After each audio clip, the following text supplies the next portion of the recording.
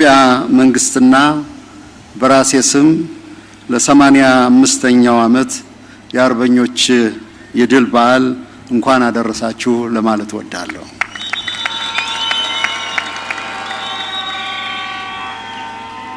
ይህች ቀን ለኢትዮጵያውያንና በመላው ዓለም ፋሺዝምና የናዚ ወረራዎችን በጽናት ለታገሉ ህዝቦች ታላቅ ዕለት ነች።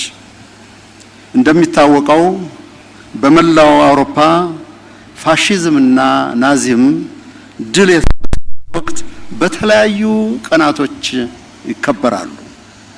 እነዚህ የጥፋት ወረራዎች አገራት እንደ ተጋድሎ ልኬታቸው ማለትም አሸናፊ የሆኑ አገራት የድል ቀን ወይም ቪክትሪ ዴይ ሲሉት፣ አንዳንዶቹ ደግሞ የነጻነት ቀን በማለት ይዘክሩታል።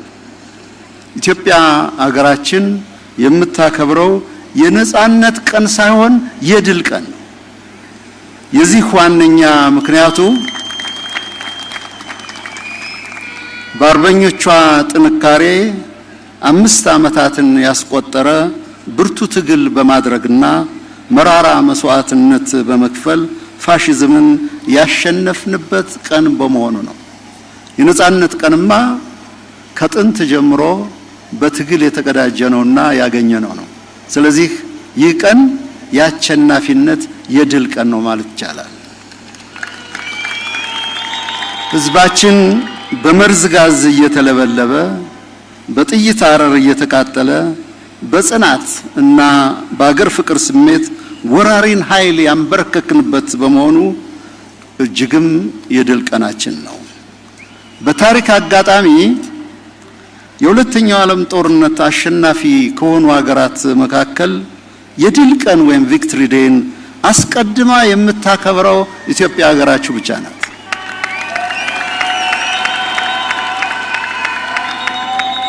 ሚያዝያ 27 በአውሮፓ አቆጣጠር ሜይ 5 ከሁሉም ባለድል ሀገራት መካከል በመጀመሪያው ተርታ የሚከበር በመሆኑ ይህ ቀን ለኛ ልዩ በመሆኑ እንኳን ደስ ያላችሁ ለማለት እወዳለሁ።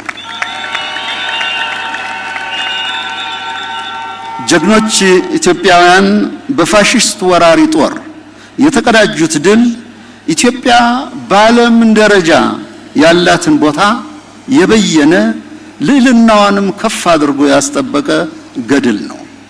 አስቸጋሪና ውስብስብ ዓለም አቀፍ አሰላለፎችን በተለይም በወቅቱ የነበረው የዓለም መንግስታት ማህበር ሊግ ኦፍ ኔሽንስ እና ምዕራባውያኑ ፊት በነሱን ወቅት የተገኘ ድል በመሆኑ በዓለም ዘንድ ያለንን ቦታና ደረጃ ያስተካከለ ነው። ይሄ ቀን የዚህ ቁም ነገሩ በጽናት ከታገሉ ሀገራት ሉዓላዊነታቸው ከማይደራደሩ ህዝቦች ተርታ መሰለፋችን ብቻም አይደለም፣ ይልቁንም የፋሺዝም እሳቤና ፍልስፍና ዳግም እንዳያንሰራራ የቅኝ አገዛዝ በአካል ብቻ ሳይሆን በሐሳብና በፍኖተ አእምሮ ደረጃም በአፍሪካ ምድር መንበርከክ እንደሚችል ለዓለም ህዝቦች ያሳየንበት ድል ነው።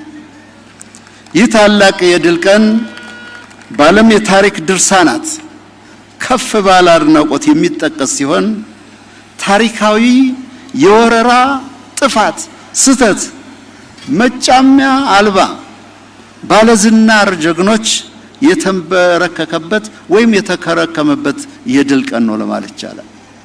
በባዶ እግራቸው ዝናራቸውን ታጥቀው እጅግ በወቅቱ ዘመናዊ ከሚባል ኃይል ጋር ድል አድርገው ኢትዮጵያን እዚህ ደረጃ ላይ ያደረሱ ጀግኖች ታላቅ መስዋዕትነት በመክፈል ለኛም ብቻም ሳይሆን ይህ ድል የጥቁር ህዝቦችን አድናቆት በከበሬታ በውዳሴና በድል ይዘከራል። ይሄ ቀን በኢትዮጵያውያን ብቻም ሳይሆን አባትና እናት አርበኞች የፋሺስቶችን ታሪካዊ ስህተት አርመው ድል ማድረጋቸው ለዚህም ሆነ ለቀጣዩ ትውልድ ፋይዳው ምንድነው ብሎ መጠየቁ የተገባ ነው። ምንስ ፋይዳ አለው? ምንስ ጥቅም አለው? ይህንን ቁም ነገር አስተውሎት ባለው ኢትዮጵያዊ ጥልቅ ስሜት ማጤን ተገቢ ነው።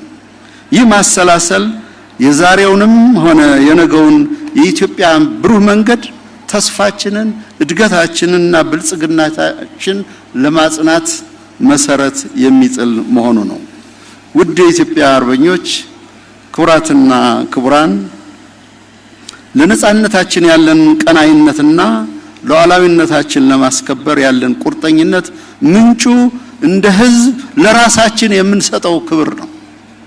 ለሀገራችን ያለን ታማኝነት ለክብሯና በብርቱ ፈተናዎች መካከል ቀጣይነቷን ለማረጋገጥ የቻልነው በኢትዮጵያ አርበኞች ላብና የደም ቤዛነት ነው። የፋሺዝምን መሰሪና አማላይ እሳቤ ተጠይፈው ምንደኝነትንና የጠላት ጋሻ ጃግሬነትን አነውረው ለባዕድ ማደርን ረግመው ለዚህ ላበቁን አርበኞቻችን ምስጋናችን ሕያው ነው።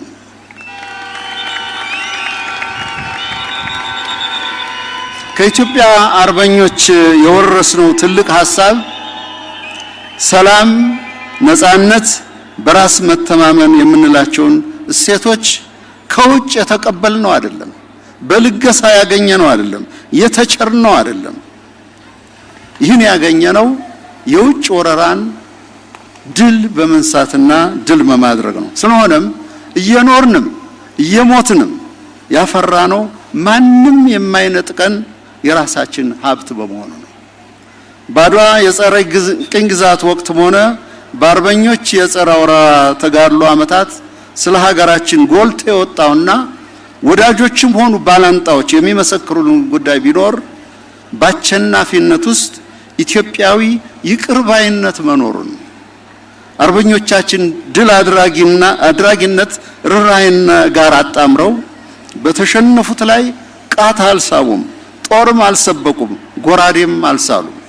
የጀግንነትና የስልጡንነታቸው ታላቁ መገለጫ ለሰላም እጃቸውን ለሚዘረጉ ሁሉ ይቅር ለኢትዮጵያ ማለታቸው ነው። ታላቁ የኢትዮጵያ መገለጫና ጀግንነት። የተወደዳችሁ ኢትዮጵያውያን፣ ክቡራትና ክቡራን፣ ከኢትዮጵያ አርበኞች ተጋድሎም ሆነ በዋነኛነት የምንማረው ለሀገራቸው የከፈሉትን መስዋዕትነት በማስታወስ ነው። ጀግንነት ከራስ በላይ አገርን ማስቀደምና የአገር ወዳድነት መገለጫ ብቻ ሳይሆን የተረጋጋ የሰከነና የእድሜ ዘመን ሁሉ የሚታመኑበት ጸጋ መሆኑን ነው። የዘመናችን የአርበኝነት ብሂል እና ነውጥ መሆን ያለበት ኢትዮጵያ ሀገሬ ምንጊዜም ብርቱ፣ በችግር ፈተናዎች መካከል እያለፈች ትልቅና አሸናፊ ነች ብሎ ማመን ነው ኢትዮጵያዊነት። የኢትዮጵያ ዜግነት ሩሁ ማተቡ እና ሕያውነቱም ይሄው ነው። በዚህ ረገድ እያንዳንዱ ዜጋ ኃላፊነት አለበት። ይህም በማስተዋልና አርቆ በማሰብ ራስን መምራት፣ አገርን መውደድ እንጂ ባነሁ ላይ ወሬ፣ ባቦዛኝ ወግ፣ በዋዛ ፈዛዛ መትመም እና ጭራሽም ጠፍቶ መወሰድ ይህ ኢትዮጵያዊነት አይደለም። ኢትዮጵያዊነት አስተውሎት ነው። አርበኛ ማለት ሴራ ማውጠንጠን፣ ስላቅና ቡይነትን መፈተግ፣ ሞትን መሸቀጥ፣ የችግር ሰበዝ ነቃሽ መሆን ሳይሆን የእድገት ተቆርቋሪ፣ የመዘመን አፍቃሪ፣ የስልጣኔ እሳቤ ባለቤትና ተዋናይ መሆን ማለት ነው አርበኝነት። በቅርብ ጊዜ ታሪካችን እየኖርንም መስዋዕትነትም እየከፈልንም በገሃድ እንዳየነው ባልተከረከመ፣ በወግ ባልተያዘ፣ ባልተገራ የስልጣን ፍላጎት የኢትዮጵያን የእድገት ተስፋ ለመቅጨት በተቀናጀ መንገድ የዘመቱ መኖራቸውን ነው። እጣ ፋንታው ጉስቁልና፣ ሞት የሚመስላቸው ከቡድን ጥፋትና ሴራ ጋር የተወዳጁ ግጭትን ካልጫሩ ጤና ያጡ የሚመስላቸው ሁሉ ልብ ሊሉም ልብ ሊገዙም ይገባል። ኢትዮጵያዊ ይቅር ባይነትን የናቁ፣ ይቅርታ ሲሰጣቸው የተሰጠን ይቅርታ የናቁ፣ በእብለት የተጠመቁ፣ ከማስተዋል ይልቅ በደቦ የሆታ ስሜት ተገዥ ሆኑ። አሁንም ችግር አውርድ፣ ጦር አውድድ ማለታቸው ኢትዮጵያውያንን በእጅጉ ያሳዘነ ነው። ይህ የጥፋት ልክፍትም መቆም ይኖርበታል። ግጭት የሀገራችን መገለጫ ሊሆን አይገባም። ይልቁንም ዘመናዊ ማህበረሰብ መታወቂያው የሐሳብና የተልኮ ህብርነት ነው። ለሥራ ክቡርነትና ለጋራ እድገት ሐሳብና ህይወትን መስጠትም ጭምር ነው። ስለዚህ ሁሉም ሊገነዘበው የሚገባው የኢትዮጵያዊ ሁሉ ምርጫ ሰላም ነው። የኢትዮጵያ ሩህ እኩልነትና ብልጽግና ነው። የበሳል የፖለቲካ ፓርቲዎች ሆኑ ያስተዋዩ ህዝባችን መንገድ ደግሞ በጎ የፖለቲካ ጎዳናና የተቃና የዲሞክራሲ ልምምድን በመከተል ሰላማዊ ምርጫን ማካሄድ ነው። በመጨረሻም በድጋሚ ለማስታወስ የምፈልገው ለኛ ለኢትዮጵያውያን አርበኝነት ማለት ህዝብን ማፍቀርና ማገልገል፣ ደካሞችን ማገዝና መደገፍ መሆኑን፣ አርበኝነት በእውቀት ጎዳና መመላለስ፣ እውቀትን መሻት፣ ለአዳዲስ ሐሳብ መትጋት፣ መልካም ተግባርን መፈጸም፣ በጎ ስራን ደግሞ በአግባቡ ማሞገስ ነው የአርበኝነት ትልቁ መገለጫ። አርበኝነት የሚጠየፈው ነገር ቢኖር ሐሰትን፣ ውስልትናን፣ ቅጥፈትን፣ ሌብነትንና ማጭበርበርን ነው። ማጭበርበር የአርበኝነት መንገድ አይደለም። አርበኝነት በጽኑ የሚጠየፈው ተግባር ነው። ይህም ብቻም አይደለም። አርበኝነት ለሀገርና ለሕዝብ የምናበረክተው የእድሜ ልክ መታመን እና ስጦታ ነው። የጀግኖች አርበኞች ዘላለማዊ ሰንደቅ ለኢትዮጵያ ታማኝ ሆኖ ኖሮ ታማኝ ሆኖ ማለፍ ነው።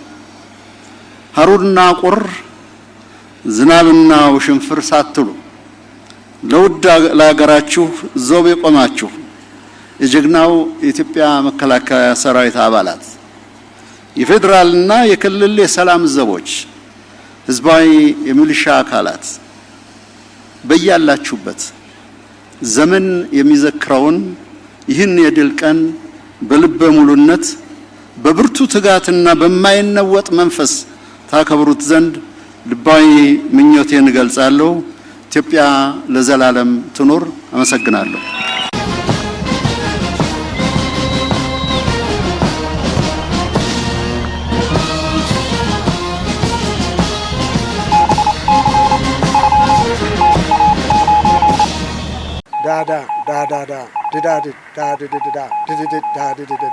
ሞርስ ማለት ይችላል። ይህ ሞርስ ነው የሚያዘጋጀው ወንድም ኢዮብ